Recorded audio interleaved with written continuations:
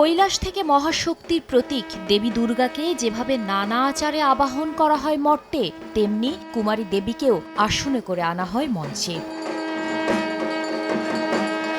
মঙ্গলবার অষ্টমীর সকালে রাজধানীর রামকৃষ্ণ মিশনে ঠাকুরগাঁয়ের কন্যা লাবণ্য চট্টোপাধ্যায়কে নতুন কাপড়ে ফুলের মালা, চন্দন আর নানা অলঙ্কারে সাজিয়ে শুরু হয় দেবী দুর্গার মাতৃরূপের পূজা।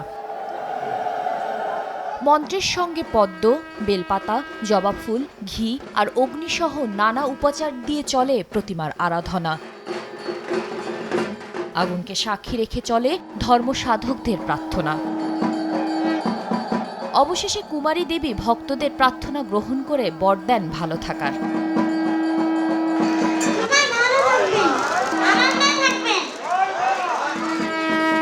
ধর্মগুরুরা জানান, নারীকে সর্বোচ্চ আসনে রাখতেই এ আয়োজন। দেবতাদের প্রার্থনাতে, তাদের স্তব স্তুতিতে সন্তুষ্ট হয়ে স্বয়ং আদ্যাশক্তি মহামায়া দুর্গা রূপে পৃথিবীতে অবতীর্ণ হয়েছিলেন এবং তিনি মহিষাসুরকে বধ করেছিলেন।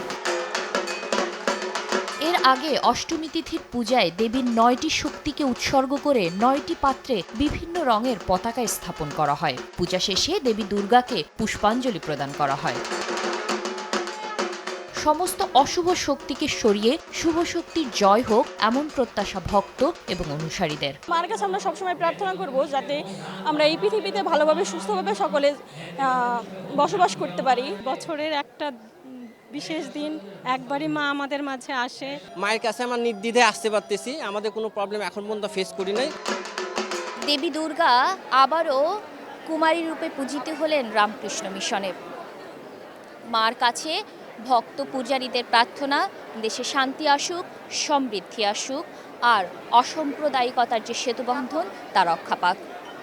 চাতিলা শারমিন, সময় সংবাদ, ঢাকা।